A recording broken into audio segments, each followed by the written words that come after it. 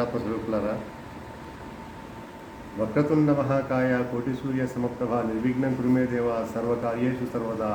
నమోస్తు రామాయ సలక్ష్మణాయ దేవీచితస్యై జనకాత్మజాయ నమోస్తు రుద్రేంద్రే యమానిలేభ్యో నమోస్తు చంద్రాత్మగుణేభ్య. ధర్మపదంలో మరొక చిన్న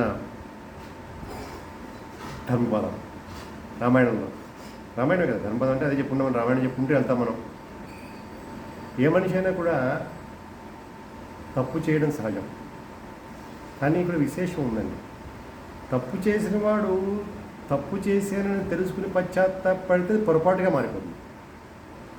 అంటే తన తప్పని తెలుసుకుంటే తప్పు ఎలా అవుతుంది? తన జ్ఞానం సంపాదించుకున్న తర్వాత తను చేసిన తప్పనుకుంటే దాన్ని బయటకు వచ్చేస్తాడు. బయటకు వచ్చేస్తే పొరపాటు అయిపోతుంది. ఆ పొరపాటుకి మీకు అది పొరపాటు మీరు దాని గురించి బాధపడుతున్నారనుకోండి, రామనామం చేయండి.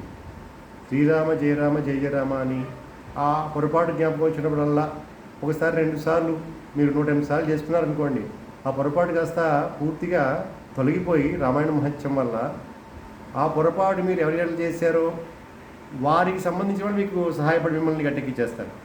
నేను రామారావు ఇలా చెప్తున్నారు, నేను ధర్మం అంతారని చెప్పారు. రామాయణంలో ఉంది కాబట్టి ఏం జరుగుతుందంటే, రామాయణంలో రామచంద్రమూర్తి సీతమ్మ తల్లిని కోల్పోయిన తర్వాత లక్ష్మణుడితో ప్రయాణం చేస్తూ ఉండగా దారిలో పెద్ద గరుడ పక్షి, తెలుసుగా మీకు పేరు, జటాయువు. మహానుభావుడు అయిన రావణాసురుడు అమ్మవారిని ఎత్తుకుపోతుంటే తన బలం కన్నా చాలా ఎక్కువ బలమైనటువంటి రావణాసురుడు ఎదుర్కొంటాడు. చాలా ప్రయత్నం చేస్తాడు పాపం. అయినా కూడా రెక్కలు నరికి అతన్ని కింద పడేస్తాడు రావణాసురుడు కింద పడేసి అమ్మవారిని ఎత్తుకుపోతాడు. ఆ టైంలో పాపం ప్రాణం పోకుండా రామచంద్రమూర్తి వచ్చే వరకు ఉండాలని భగవంతుని జపం చేస్తూ జటాయువు వేచి ఉంటాడు. రామచంద్రమూర్తి వచ్చిన తర్వాత జటాయువుకి అంటుకున్న రక్తాన్ని చూసి సీతమ్మ తల్లిని జటాయువే చంపిందని ఆయన అనుకుంటారు. అనుకుని అనేస్తారు. ఆయన అనేస్తే జటాయువు అంటాడు, ఇప్పుడు రావణాసురుడు కత్తి దెబ్బల కన్నా ఈ మాట చాలా పదునుగా కూర్చుకుంటుంది రామా అని ఏడుస్తాడు. ఏ అలా అన్నావు అంటాడు. చెప్తాడు, నేను సీతమ్మ తల్లిని రక్షించబోయినయ్యా, రావణాసురుడు ఎత్తుకెళ్ళాడు, నువ్వేమో ఇలా అనేసావయ్యా అని. రామచంద్రమూర్తి ఎంత పశ్చాత్తాపం అవుతుంది తెలుసా అండి? మోక్షం ఇచ్చేసాడు. జటాయువుకి అన్ని ఉత్తరకేలు రామచంద్రమూర్తి అంటే వాడు ఉత్తరకేలు చేస్తే అంటే కాలు తగిలితేనే ఒక రాడు కాస్త ఒక సీగా మారిపోయింది, హల్గా మారిపోయింది. మరి అలాంటిది ఆయన ఉత్తరకేలు చేస్తే మోక్షమే సిద్ధించింది జటాయువుకి. అంటే రామచంద్రమూర్తి తన తప్పు తెలుసుకుని పశ్చాత్తాపడితే పొరపాటు అయిపోయింది. ఆ పొరపాటుని కాస్త కడుక్కుని ఉత్తరకేలు చేసేశారు. తన తండ్రికి ఇలా చేస్తారు, అంటే బాగా చేస్తారు. అలా చేసిన జటాయువు ముక్తి కలిగింది. ఇది ఊరికైపోతుందా? ఇందాక చెప్పాను కదా, వాళ్ళ బంధువులు ఉంటారు. ఎవరు వాళ్ళు? సంపాతి. ఎక్కడికక్కడ మంచి పనులు చేస్తుంటే వాళ్ళ ఫలితాలను రుజువు చేస్తుంది రామాయణం. సంపాతి హనుమంతుడు, అంగదుడు, జాంబవంతుడు వీళ్ళందరూ కలిసి అమ్మవారి జాడ తెలియక తమందరం కూడా తమ యొక్క జీవితాలను ముగించుకుందాం అన్న సమయంలో సంపాతి అంటాడు పైన కూర్చో, అయ్యా నేను కదలలేనయ్యా, నేను కదలలేను ఇక్కడి నుంచి, కానీ నాకు ఆహారం కావాలయ్యా, మీ అందరూ ఇలాగే వెళ్ళిపోదాం ఉన్నారు కదా, నా దగ్గర వచ్చానండి, నేను తింటాను పోయాను. వీళ్ళందరూ వెళ్తూ ఉంటే ఈ హనుమంతుడికి మంచి అలవాటు కదా, ఏంటంటే రామకథ చెప్పేస్తారు ఎవరికైనా సరే నేను పని చేస్తుంటే. అయోధ్య నగరం కలదు, దశరథ మహారాజు కలడు, ఆయనకి రాముడని శ్రీరామచంద్ర ధర్మస్వరూపుడని కొడుకు కలడు. ఈ బాబోయ్ మీరా రాముడు సీతమ్మతో వెతుకుతున్నారా? ఎంత మంచి సన్నివేశం అయ్యా ఇది. ఆ పుణ్యం ఎక్కడ మోక్షం పొందిన జటాయువు తాలూకు పుణ్యం ఇది. ఏమైంది? పుణ్యం వచ్చేసి సంపాదికి రెక్కలన్నీ కూడా శూన్యాంశం ఎదుగుకుండా వెళ్ళడం, రెక్కలన్నీ కాలిపై కింద పడి ఉంటాడు సంపాది. ఎప్పుడైతే అమ్మవారి జాడ వీళ్ళకి చెప్పారో ఆయనకి ఉన్నట్టుండి అన్ని మార్పులు వచ్చేసి శుభ్రంగా రెక్కలు వచ్చేసి చేస్తాడు. వాళ్ళకి అమ్మవారి జాడ చెప్పేస్తాడు, ఇట్లా పలానా చోటుకి వెళ్ళిందని.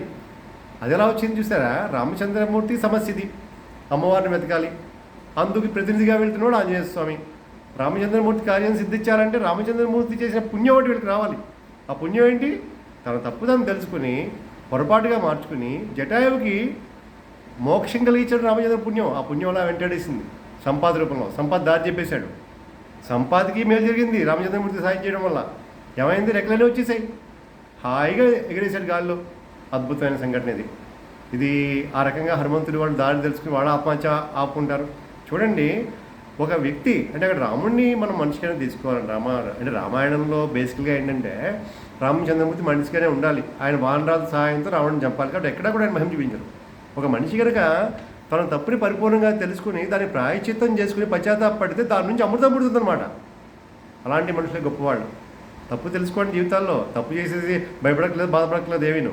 దాని నుంచి బయటికి రండి. రామనామాన్ని జపించండి, రామాయణం కాపాడేస్తుంది. ఆ రకంగా ఎప్పుడైతే దారి చెప్పేసాడో, ఆ సంపద ఎగిరేసాడో పైకి, ఆంజనేయ స్వామి కూడా అంత ఎంత ఆనందపడిపోతారో. ఆ తర్వాతే కదులుతుందండి. ఆ తర్వాతే రామాయణం కదులుతుంది అక్కడి నుంచే. కాబట్టి ఎప్పుడైనా సరే తప్పు చేసామని దిగులు పడకండి, దాని నుంచి బయటకు వచ్చేసేయండి, పొరపాటుగా మార్చుకోండి, ప్రాయశ్చిత్త పడండి. ఈ సంఘటన నేను చెప్పింది ఎవరైతే వింటారో వాళ్ళు ఈ సంపాతి వల్ల, ఈ జటాయువు వల్ల, రామచంద్రమూర్తి వల్ల, ఆత్మహత్య నుంచి బయటకు వచ్చి విజయయాత్ర సాగించినటువంటి వానరసేన వల్లే అందరూ కూడా అద్భుతమైన జీవితాలు గడుపుతారు. కాబట్టి తప్పు చేయడం మానవ సహజం. తప్పు నుంచి బయటికి రావడం, దాన్ని పొరపాటుగా మార్చుకోవడం, పొరపాటుకి తగిన ప్రాయశ్చిత్తం చేసుకోవడం, తద్వారా ఉన్నత జీవితంలోకి మనం ప్రవేశించడం జరగాలి. దీని తర్వాత రామాయణం చెప్తోంది ధర్మాన్ని. జయ శ్రీరామచంద్రమూర్తి. దీర్ఘాయురారోగ్యం అఖండ బుద్ధిం సామ్రాజ్య వృద్ధిం సకలైష్ట సిద్ధిం కళ్యాణ బుద్ధిం శతపోష బుద్ధిం భద్రాద్రామ దిశా సదా. జయ శ్రీరామ్. మళ్ళీ